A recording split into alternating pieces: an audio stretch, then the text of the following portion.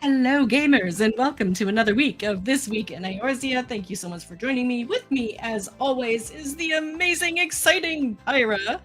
Hello! Happy Monday. That was exciting. We've got some news for you, so we're gonna go pretty much straight into it. Lots of little things going on this week. Feels like more little things than we've had in quite a while. So yeah, what's going on? First, this makes me so happy because some weeks, for any of you watching, Debbie knows. Debbie and I are in this every week. Some weeks it's like bottom of the barrel, we're scraping, we're looking, we're scouring the webs, and there's nothing. This week we finally have a lot of stuff, so it's fantastic. Okay, and speaking of stuff, if you would like free stuff, there is an Endwalker anniversary sweepstakes. December 7th to 12th? I know I've already entered. No, 20th. Yeah. December 7th to 20th. I know I've already entered this. I saw this come down and I'm like, I need to enter right now. So talk about it and I'll try to pull up the picture of it here. Yeah, so if any of y'all are like me and did not get a chance to snag the collector's edition gift box for Endwalker, they must have found some in their warehouse or something, because they're going to be giving one away. I don't know how many they have, but they're going to be giving some away. One winner from each region is going to get the collector's box, an Endwalker gaming mouse pad, and the Endwalker The Art of Resurrection art book, which is super exciting. And then 2 runners up from each region are going to also get a gaming mouse pad or the art book. Yeah, I mean, it looks beautiful. It's got the statue, it's got the Loprit, it's got the amazing art. This is one of those sweepstakes where it's super easy to enter. You just go and like follow their media accounts and share their post and that sort of thing. Very easy to get a quick like 3 or 4 entries into this. I definitely did it right away so I wouldn't forget. So you can check out the lodestone for the link for that, or I can post it in the description below. One of those things is guaranteed to happen. So, I mean, take your pick, but this is a fantastic grouping of items that you can get for free. There is no monetary requirement to enter. It's just there. And that one is on Twitter, X, whichever we'd like to call it now. That does seem like the only requirement is that you have a Twitter account for the minimum entry requirements. Absolutely. Okay. Duty commenced. This is the one we were talking about. This was the Europe one, correct? This one, I believe, is the America one. Oh, they announced the American.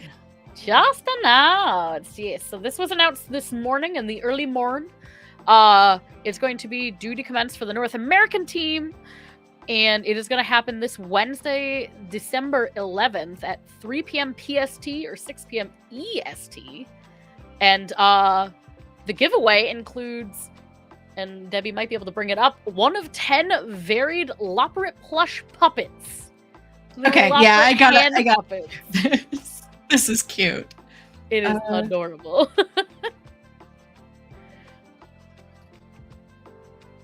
There we go. Look at that. I'm definitely going to be tuning in. Actually, I'll be home by then. So I'll be tuning in from home and not at work, thankfully. And I guess it's happening over in your neck of the woods, kind of. Dynamis. I don't know. Oh, nice. Yeah. Kraken. So remember that space on these servers do fill up quite quickly when they hold these events. So to make sure you're able to transfer servers and get on world and even get into the zone where it's taking place, make sure you get there earlier rather than later. Because it can be quite congested when these people do these giveaways and stuff. It is quite an event. So Mm-hmm. They're doing Juno again, which is what I think they were doing for the EU. But yeah, have you ever taken part of one of these? I have been in a zone where one was happening, but I didn't take part. I was doing something else at the time. I think I was streaming, but yeah, they were doing their thing and they were shouting, and there was like people everywhere. Oh wow, I've never. I'd be interested to though. So maybe I don't know if that's too close to my raid time on Wednesday, but that might be something I try to get into. Who knows? Yeah, no, really just a fun time. Pulse albums. Pulse. Pulse. What? Deaf. I'm getting older. Pulse. It's too much Pulse. That's what's happened. I've listened to my music too high. And, but Pulse is coming out. Pulse album 1 came out. What? Shadowbringers Endwalker, I think. And now we get volume 2, which is a bunch of stuff from Endwalker and even Dawntrail. We're kind of getting some new stuff with this as well. Are you a Pulse listener? You know, I didn't watch or listen to the whole album, but the Shadowbringers one, that's the one that had the Dancing Mad, right? The Titania song? Yes. Yeah. Yes. That remix of it was really good, and I put it on my gym playlist. So it's definitely some really fun remixes of songs that you know very well from the game. Yeah, I'm honestly positively excited for this because it's I love like EDM. EDM is like something that I listen to a lot. I listen to like literally 3 genres. I listen to metal, I listen to EDM, and I listen to Final Fantasy XIV music. So this at least covers 2 boxes. So this album, I tried buying it today and forgetting to see that it's actually not available session 1 until tomorrow. So anybody who wants that will also have to wait with me till tomorrow. And then they're doing a section 2 or session 2 in January. So they kind of tease the songs, but no samples yet of that half. Listen, you know, the best thing to playing Final Fantasy XIV is listening to Final Fantasy XIV music while you do other things. Yeah. My husband and I make a game of it too, because we're both 14 players. I'm very blessed to be in a 14 forward household. And we will sometimes play things in the car radio driving somewhere and try to be the first to guess like what boss was it, what dungeon, what expansion, stuff like that. So like it's like, okay, 2 seconds of the song, what is it? So we'll just have to add this to the repertoire. There we go. And now this one is a little bit exciting. I was excited for this one anyway. The Twitch and 14 Mount collab is back. This time it is a what do you call it? Like off-brand frosting. it's the snowman mount, but it's recolored in Twitch colors. 3 gift subs again, but this time anyone streaming Final Fantasy XIV. Yes! From the 16th to the 31st? I think so, yes. Also. No. 31st? Phenomenal news. So instead of like a handful of Final Fantasy XIV streamers making well over $1 million a piece, they kind of share that love around this time. So smaller streamers, smaller communities can still contribute and benefit from this event. So yeah, it's another reskin of a mount we already have. The purple is very vibrant. I think I like the purple better than the OG snowman, actually. But actually, is it chilling to say that? I like the purple better. I think you're a little biased looking at you. Biased, but, listen, and from next Monday onward, if you visit a small streamer and want to get that mount, it's 3 gift subs. So. Mm-hmm. And I mean, it's it's the giving season, so it's one of those things. I know there's already been back and forth with folks about like, should it be paid? It's just a reskin. It's very similar to all the other paid collabs they've done, like they did with the Porksy King mount back with the Gongcha collab. This is not really anything different, and at the same time, like Debbie said, you can support a small streamer, you can support one of us, you can support a big streamer, you can kind of choose who you want to like maybe give a little gift for the holidays and like gift a sub to some folks as well. So I'm also excited for this because a lot more people can take part and benefit from this sort of collab, which is like super cool. No, I remember the Fat Chocobo event, the first one they did where you gift subs, and I was on Mr. Happy's stream that morning, and his notifications were coming so frequently that they were more than 45 minutes behind. So he was just getting like sub notification after sub notification constantly and was still 45 minutes behind real time. So crazy popularity with the Black Chocobo. I mean, honestly, I don't think the snowman is going to be as popular, but I mean, I am just so happy that they opened it up. So happy. And it's great too, because like, and I'm sure you probably agree, like I love a lot of the big 14 creators as well. They help make this game as popular as it is, and they help us with everything in this game. You have people that do raid guides or casual content and like, really do a lot of work for the community. However, I think this collab kind of gives folks a reason to help support the smaller streamers, but B, also like you can kind of share the love in the way that you see fit. You don't have to go like watch somebody that's content may not be pertinent to you just because you want them out. It is really in the hands of you all. Anybody who wants this, you get to kind of like use that spending power to like somebody who you want to support, which I think is super, super rad this time around. Absolutely. And I mean, there are a lot of people I know, at least in my community, maybe you have this as well, where there are people who watch you religiously, but this time of year especially, they can't afford a sub. So giving gift subs also allows you to target specific people. So that is a good opportunity to find these people who are fans of a particular streamer but can't afford a sub and be able to gift to them explicitly. So. Absolutely. So fantastic that. News, Tales Under the New Moon, more lore? Is this an old news or is this? No, so another one came out. So not all of December, a lot of December, they're going to keep coming out with the next chapters. So the next chapter, since the last time we talked about it, just came out. And I believe there's 1 or 2 more chapters left until we're at story number 6. So number 7 is coming out on the 13th, and then the number 8 is coming out on the 20th. So we have a couple more coming, but Footprints of a Traveler just came out. No, and these are nice little short stories. Like I read most of the other expansions worth of them kind of just on like lunch break at work and stuff like that. They're not a huge time investment, and they are just really little lore bombs focusing around NPCs that you don't normally hear much of inside the game. They kind of do a lot behind the scenes, and this reveals some of that. What else do we got?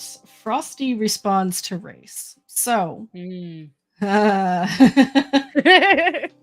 this was the hot topic of our last week in Eorzea, and the world race was shadowed by some use of third-party add-ons. And the question was, what is going to be done about it moving forward? Well, since then, Mog Talk, in particular Frosty himself, has made a post on this. So did you get a chance to read it?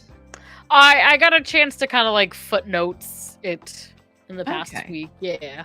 Okay.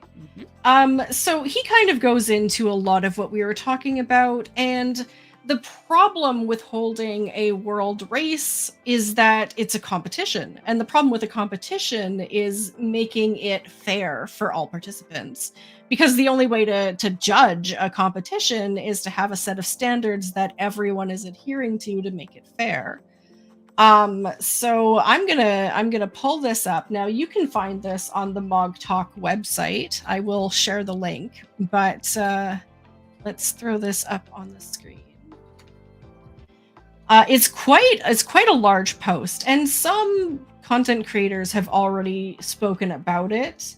But he does a little bit of history into the world races that he's been overseeing, how much money they've raised for charity, just all the good it's done, but it has been kind of torn by this controversy over add-on usage. So, moving forward, he's come up with a couple of guidelines, like no add-ons can be used and no terms of service with 14 can be broken. No data mining attempts should be made by members of the team or someone who is trying to support the team. And all teams must have one player at minimum. Streaming live and VODs should persist. So he goes and he breaks down his thoughts on each one of those. So let's kind of talk about it briefly, because these kind of mirror what we were thinking last week. So the first, we discussed that he had to come up with either a list of approved add-ons or say no add-ons, and he chose no add-ons. What are your thoughts on that? I'm pretty good with it, honestly. Kind of like I said last week, I know myself, I don't find conflict in certain add-ons like ACT with kind of like FF logs for log tracking. However, if we need the baseline to be, we do exactly what Final Fantasy XIV themselves would do, and we say none for anybody, then I definitely am in full support of that. Absolutely. So his problem is, like, people were saying, well, there are quality of life add-ons that these people use that affect their UI and that sort of thing that aren't cheating, but are still against TOS. Why can't those be used? And again, the answer is simply, one, there has to be a standard that everyone can adhere to. And some of those quality of life harmless add-ons do have some game-breaking qualities to them that you can opt out of, but there's no way to tell from a third party whether you've opted out of it or not. So that's why we have to go with that. Data mining. Now, I didn't know this was a big thing. Have you heard much about data mining in the world race and what this impacts? Is it about like what attacks do what, or? Yeah, so like I think this is the first race that I have personally heard about data mining. More so I've heard of people using it for the race, like for like learning what the transition is. But yeah, no, I'm totally on board with the no data mining thing. I've seen it ruin a lot of things for folks, even on the cosmetic side. Like I see a lot of people data mine for cosmetics. So yeah. I'm a huge let's not kind of person with that one. See, I mean, that's how I am. I don't like to be spoiled on things. And data mining, for the most part, for casual players of the game, kind of spoils upcoming things that you can earn or that will be implemented. So, yeah, I prefer not. Now, Frosty does clarify in this that you almost can't help but see it sometimes. Like, it's posted on all the 14 socials and everything. So if you accidentally see it, there's nothing he can do about it. It's just no one from your team, for the purposes of improving your game, can do it with regard to the world race. And then all teams must have one player at minimum streaming. So he again understands that streaming is a bit of a drain on your system, but just for, I guess, historical purposes, so the team can go in and check out the VODs and make sure everything is on the up and up, at least one person. And that's not a big deal. I'm sure at least one person in 8 has a setup. If you're doing world racing, one person in 8 should at least have a setup capable of streaming. And that's something too where like I would have to ask Frosty if he would respond or like kind of get a better picture. But I know YouTube is a platform that you can stream privately. So if you don't want anybody to see your stream, however, but if you want to stream it and like prove that it's an actual like unedited live stream, you can do that. So I'm curious to see if something like that would be allowed, or if they're exclusively going to say Twitch, if they're exclusively going to say public. Because if somebody's really adamant that they don't want to either give away their strats, because I think that that's a huge reason that folks don't stream their prog, or you have people that are socially awkward and don't want their voice, they don't want their face, like anything like that, like will there be kind of adjustments or like, you know, kind of exceptions? And I could potentially see YouTube as one, especially with like the private live stream feature where it is a raw live stream, however it doesn't broadcast to the public. So I'm curious about that little thing, if there could be like an amendment there. Yeah, I mean, essentially he goes in kind of this statement here to say that the important part is that there's a live VOD somewhere that him and his team can go into and analyze something if there's a allegation of something, you know? So again, it doesn't prevent people from cheating. It is another record, another fail-safe in case it happens. So the other thing that he kind of mentions is, and I didn't know this either, Yoshi has asked Mog Talk and the World Race what they can do to help promote it and help legitimatize. I don't know that word. No, to help track data, to help make it easier on him.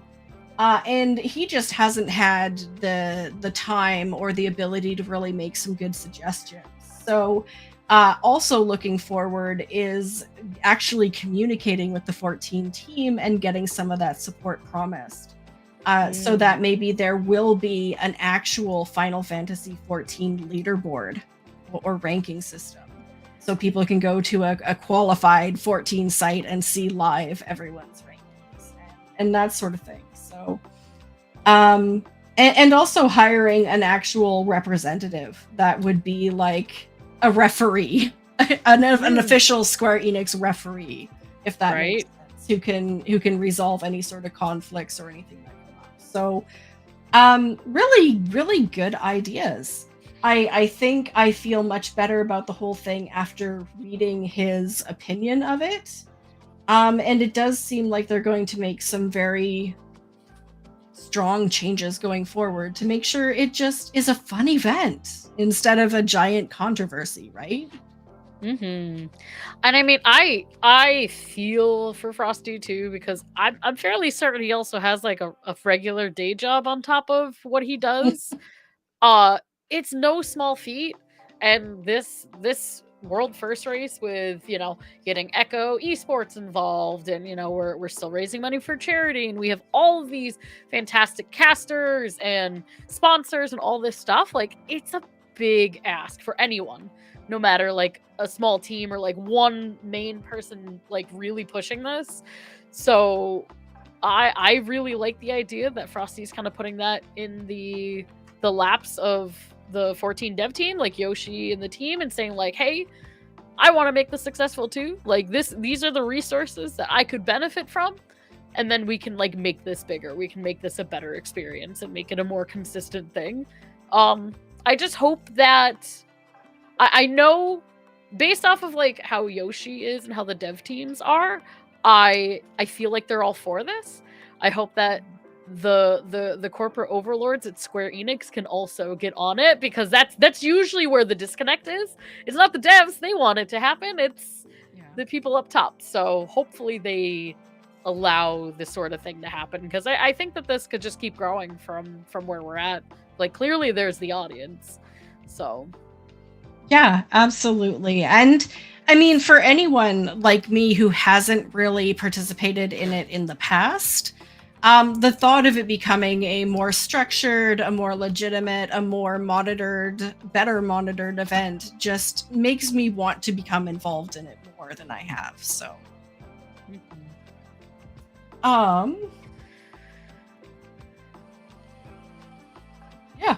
I was gonna say I don't know what else to say. I know some people have put up some responses to it. I honestly I don't have anything I disagree with. I think especially in light of the fact that Frosty has other obligations, this isn't his full-time thing, to put this much thought and care into it, really speaks very highly of him. So yeah.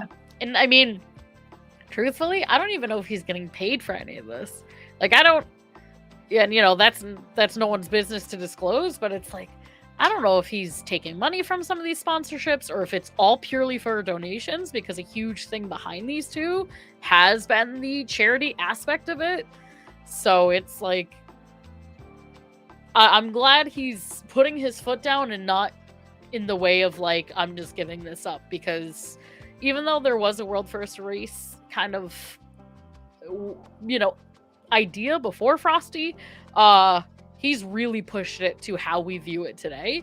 And even with the Echo Esports like collaboration, like, it's still very much, you know, it felt like it had a reskin on it, but it felt like his classic race, which I don't know, you know, maybe I'm just a niche, or maybe I speak for a lot of people, but like, I don't want to ever lose that part of what the world first race is, because the whole multicasters, the whole charity thing on top of that, the sponsorships, like all of this like kind of community tie-in with it has really made it special, and more than just like, who's gonna clear this fight first. So I'm hoping to expect more of that in the future.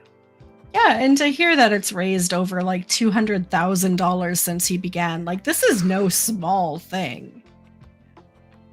It's insane. It's honestly amazing. Okay. Upcoming dates. There are a couple of things yet we haven't mentioned. Starlight Festival, Starlight Celebration has been announced. December 16th to 31st. So next Monday till the end of December. End of December. So you want to talk about kind of what we get? Yeah. So this time we get no glamour this year, sadly. However, our chocobos get a glamour. We get a lovely Starlight Stalls barding, which is absolutely adorable. I don't think any bardings have come out too ugly, truthfully, but the Starlight Stalls barding comes out, and then we get, I'm gonna butcher this, Starlight Kinderpunsch. Which I think is like kids' drink, right? I don't know a lot of German, but... This is what Google's for. Kinderpunsch. German Christmas punch. Okay. Non-alcoholic German Christmas. Ooh, that looks delightful. So there's one item that is a tabletop item, an actual food item that you can use for food. And then there's another tabletop item that is just a decoration, which is the Starlight Mug Tower. It's kind of empty mugs. And then we get another poster, which I love collecting these little posters. This year it's the Festive Starlight Celebration advertisement. And we're also going to get an orchestrion roll, which I'm not sure what song it is, but it's Winter's Warm Bows. Bows. We'll see. Yeah. No, and that's perfect, because I was going to have like another Christmas Eve type event in my FC, and so now we have some music to play in the background. Yeah. Perfect. Yeah, and that barding is really cute. It's got like a bunch of holly and stuff in a basket and a little Christmas hood. Really, really cute. Yeah, it's simple again this year. Like, I know some years we get more simple, but I don't think that simple is bad. I think some years people expect to get like a new glam item every single one, and that is hard to keep up with. And I think truthfully, if we always got like more and more and more, like, you would never, nothing would ever feel enough. you know, to just want Yes. more. So sometimes we need less and then more and then a little bit less again and more. So I think this is a nice event with some nice items on it.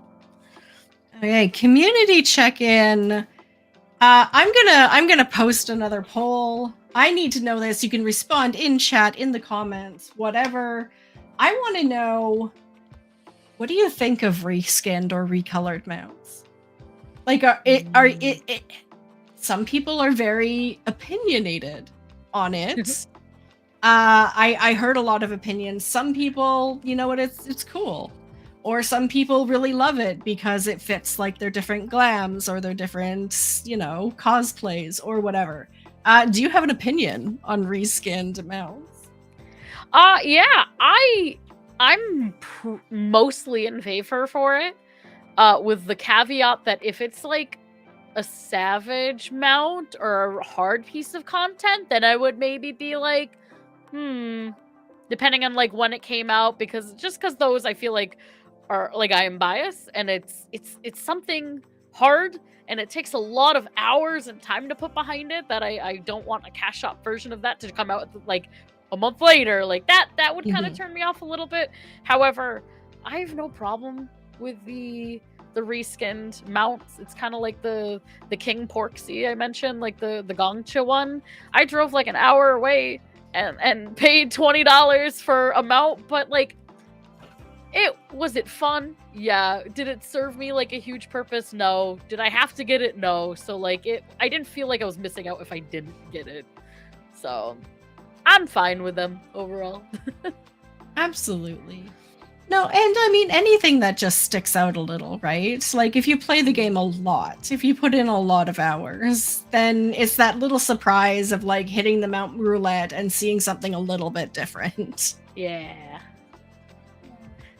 And I think it's the best way, too, to, like, offer, like, a paid version of another paid version of something without it becoming like, okay, this is just a cash shop item over and over again. Like, if this is an item that we can pretty much mostly get free, and then it's just a different color, like, it makes me feel better that they're not just making the new, bright, shinier, better things for cash shop. Yeah. No, and I don't envy them, honestly. Like, if someone were to approach you and say, hey, come up with an idea for a Christmas mount, you'd be like, okay, easy, right? If someone were to come up to you and say, hey, come up with like 20 ideas for Christmas mounts, at some point, it's gonna get difficult. So, I mean, we're entering more than 10 years into the game, so coming up with brand new ideas, little bit more difficult, but they still do it. Tip of the week. I don't know if I've given this tip of the week or not, but level classes you don't play with Frontlines. So Frontlines got some new rewards with 7. Was it 7? No, 7-1 had no. The new milestone rewards. I think that was 7-1, or at least 7-1. Okay. Yeah. 7-1 adjacent. Yeah, somewhere around there. We got the new emote, we got the new glam, we got the 2 new adventure plates. So yeah, you want to do Frontlines, you can get a lot of experience doing it with the roulette, the once per day bonus. You can sign up as a class, get the experience on that class, but then once you get into Frontlines, switch your class and play as something different. So please, I can't say that one enough. If you want to PvP, but your PvP classes are maxed, or you don't think you can get experience on it, you can get experience on any class you want, playing Frontlines, and not have to play PvP with that class. Super good tip. I use this so often. I have to admit, and I know Debbie's heard this before, I hate melee. I hate playing melee, but I'm a completionist and I want everything max level. So I usually lean on a little bit of the Allied Society quest plus Frontlines. It's a win-win. You work towards milestones, you work towards levels. Sometimes it's part of Wondrous Tales, so you can sometimes get a stamp or a thing for your Wondrous Tales. There's like a daily, so that gives a lot of XP if you do like the roulette daily, so not a bad tip. Yeah, no, it covers a lot of bases, and I know I'm very picky about what class I play in PvP, so. Same. Okay, hot topic. Speaking of classes and playing. I don't particularly know where to start with this one, so we're just gonna jump right in. It's the Pictomancer problem. So we've heard this a lot, right? So Pictomancer started in 7.0 very strong. And we kind of noticed that, but everyone was just kind of really excited about it. It was a new class, very fun to play. And then they started kind of boosting some other classes when we noticed that it was quite powerful. And then they started boosting more classes, and now something happened with Fru. What happened here that made Pictomancer the center of attention? So Picto on paper, for at least the ultimate settings, is literally like so far ahead of any other DPS. Which, if you're not like, if you're newer to the game, or you know, if you're not like in tune with kind of like numbers and everything, generally, if you have classes that are selfish, they're one end of the spectrum. You have these middle classes that are maybe selfish, but like have some raid utility or party utility. Some that are very heavy in the party utility, and then that's kind of like your range, like very heavy helping the team, and then selfish. Picto is kind of mid, right? Like you have utility, but it's supposed to be a decent DPS. And however, in Fru, we are seeing statistically that Pictos are like way ahead of everybody else. They are crushing it in the numbers game, which has just sparked a lot of controversy and conversations. I know my static, we're having conversations about this literally on a nightly basis every time we raid, of like how unbalanced Picto feels.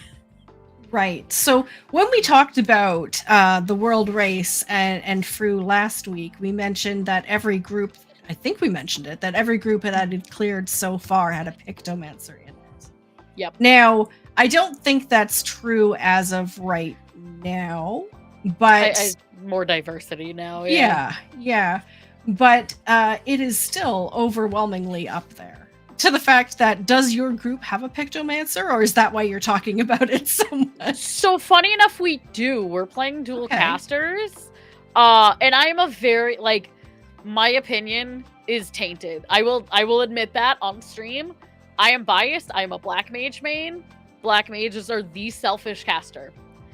And I will get on my soapbox for a second and say, on paper, I should be higher in DPS than a Picto. However, if I'm a mid-range Black Mage, if I do okay and there's a really good Picto on my team, of course they're going to be higher in DPS than me. That's just common knowledge. But statistically on paper, I should be better. And that's my soapbox conversation. Stepping off. Okay. So here's the question. Like, this goes back a ways. This goes back to EverQuest days. Should Pictomancer be hit by the Nerf hammer?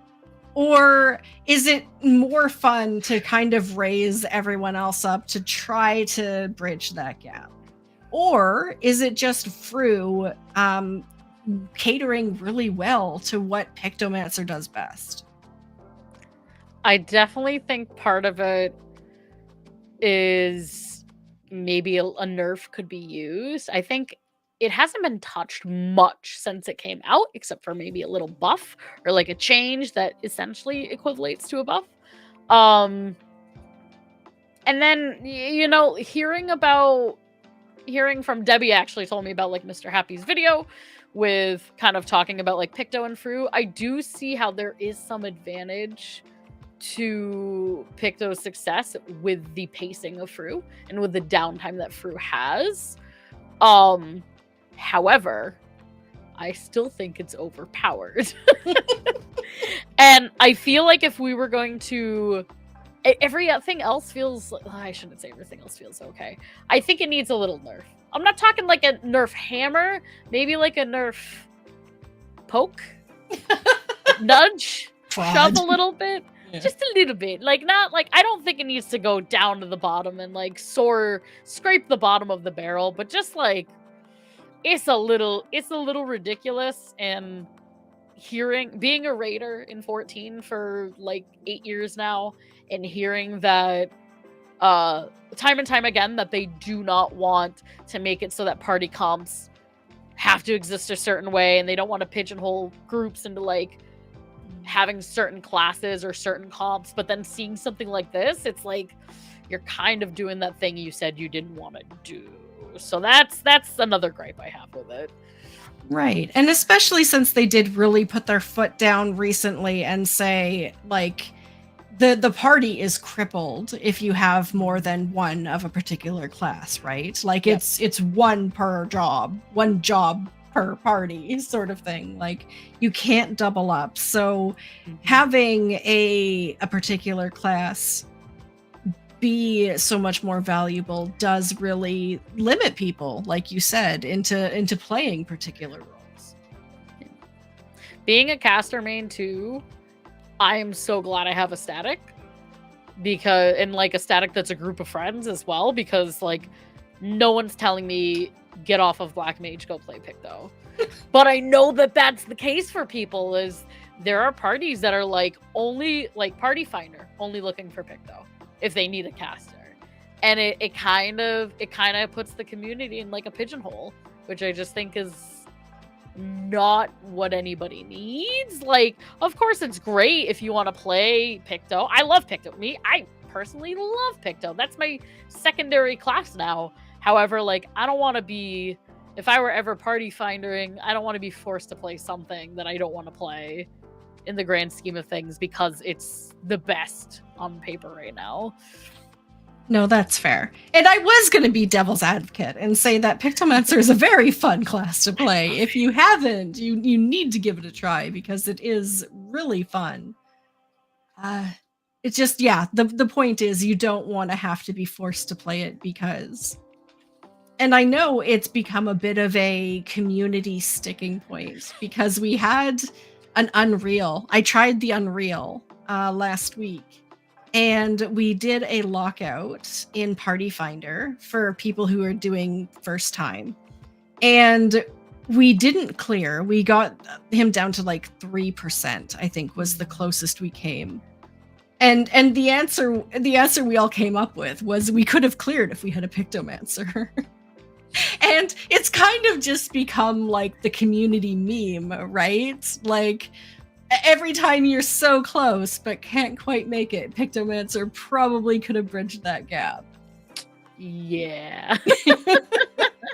I've heard that too, and it's like and again, I'm like that. I'm on that fence because like my Black Mage brain hurts, or my Black Mage heart hurts. It's like, what?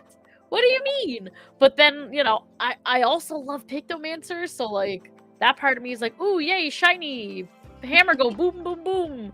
But yeah, it's just the fact that it's becoming a meme. There's usually some truth to some of those memes, and I think that this is one of the times that there's some truth. Okay, so overall, if it were to change, the nerf were to happen, we were to get a lodestone communication saying that the potency of some of their abilities has gone down. 1, you wouldn't be surprised, and 2, you wouldn't be hurt. No. It's got raid wide, and it's a more mobile class than Black Mage. And anybody, we can talk about it. Because some people say Picto's slow like Black Mage. I'm like, nope. It has a lot more, not powerful things, but there are things that make it more mobile, and therefore, a little nerf would not be causing me too much pain. I mean, I do like that Pictomancer allows you to set up so much pre-pull. Yep. it does feel really good when you're kind of running between bosses or whatever, and you're able to like pop all those motifs ahead of time. It does feel, Picto feels really good. And I think that's kind of where there's a bit of a tug, is like they've created a job that is very fun to play, very satisfying to play, feels powerful, is powerful. But maybe that sort of feeling should be reserved for something like, oh, I don't know, Beastmaster. I think Beastmaster would be very satisfying if that were the case. Speaking of Beastmaster, hey look, Dawntrail came out many months ago. Where are you? Now, in all fairness, Yoshi did say it's coming during the latter half of Dawntrail. But, I mean, I'm super excited. I'm super excited. I was a huge Beastmaster fan for 11. I loved Hunter in WoW. Like, I am keen on this. So, I was one of the people shouting it out at the fan fests. Like, come on, tell us. Yeah. Let us know. Yeah. Oh, I feel that. Ooh, Phil has a good comment too. I don't know about the logo thingy. Oh, I can take it down. Wah! The issue is that nerfing a class will always feel bad, whereas buffing its competition will always feel good at the expense of possible game balance issues. My only concern with that is I feel like more classes need to be buffed than the one that needs to be nerfed. That is my only potential pushback. And I am not a balance, like, this is not my forte. Like, I just kind of know what feels good and feels bad. Some people are numbers people and they get I am not one of them. So, that I don't know, but yeah, everyone feels good where they're reading the patch notes and they're seeing that their main class is having potency increases or extra abilities or even like cooldown shortenings. So it does feel good to be buffed. But then they've got to not only consider the other classes in the game, but also the content and trying not to muck with the difficulty class of the content too much. Yeah. Like it is a domino tower. Like I do not envy the dev team in the slightest having to keep it so balanced. And they've been doing such a good job. Like in the world of MMOs, like Final Fantasy XIV has got to be near the very top when it comes to how well balanced things are and how much attention is paid to that. So yeah, that's tough. I agree. It's like an ecosystem, really. Like the class structure with the fights, it's like its own ecosystem. If you think, like, I've always thought this idea of like, what if we got rid of all the mosquitoes? Like, this is an obscure reference or analogy, but like if you got rid of all the mosquitoes in the world, that'd be great because they wouldn't bite you. But then like this animal would die off, and then this one would die off, and then this one would suffer, and then it's like it's a domino effect of like if you kill one thing, it's not as easy, or if you like suppress one thing, it's oh, it feels great to someone, and then the rest is like tortured. So yeah, I do also feel for them because it's not easy. I will agree with that. It's definitely not an easy fix. No, I was thinking Homer Simpson and like the time travel A Treehouse of Terror episode where he's like, I wish I hadn't killed that fish. Yeah, it's a very obscure reference, but on that fish. But that's exactly it. Okay. So do you have any final words on Pictomancer? I love Picto, don't get me wrong. I don't have any paintbrushes here. I swear to God, I have 2 art degrees. I'm a Picto main IRL, so I feel you, fellow Pictos. I love Picto. I just yeah, maybe just a little more balancing, and I would feel a little better. Yeah, I don't want to see Picto suffer. I want to see it continue to do well, but I don't want other classes to feel the downside of that. So I think it's in marketing. I think they could make a couple select Pictomancer changes, but market it in a way that makes it sound like it's just fixing something that was recorded incorrectly. You know, like I don't know. I just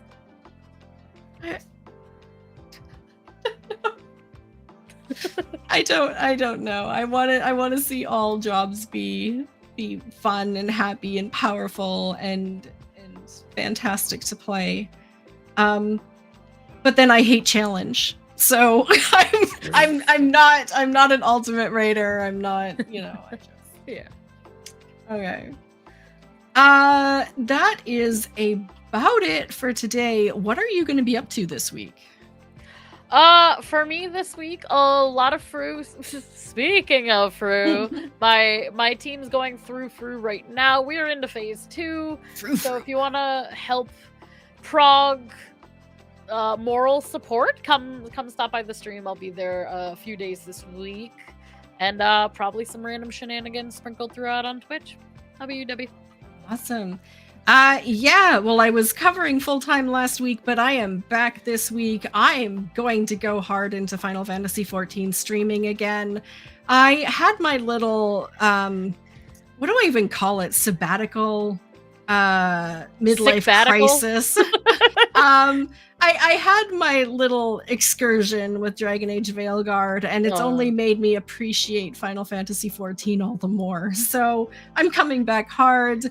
I want to be there for the Twitch collab. I want to be there just for everyone through the holidays, so we can do some chill streaming and everything. So look for me. I will be back. I am streaming as of tomorrow. So yeah.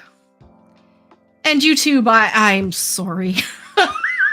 I have so many plans for videos. But now that my health is kind of on track, I have my celiac diagnosis. I can heal. I can repair my body. I have such high hopes for the future and everything I can accomplish. You know, when I'm not feeling like crud. So yeah, that usually helps a little bit. Yeah, that helps a little bit. So to everyone out there who is battling autoimmune disease or other silent illnesses, I appreciate what you're going through. And if you need support, we're always here. Yeah, thank you so much, as always, for joining me, Pyra. It is always a pleasure to get to discuss 14 with you every week. Likewise. It was a great stream as usual, and we'll be back next week. Absolutely. Same time, same channel. Yeah. If you have a story from the Duty Finder, be sure to email it to us. We'd love to hear about it. Good story, bad story, anonymous or named, let us know. And we will see you next week in game. Bye.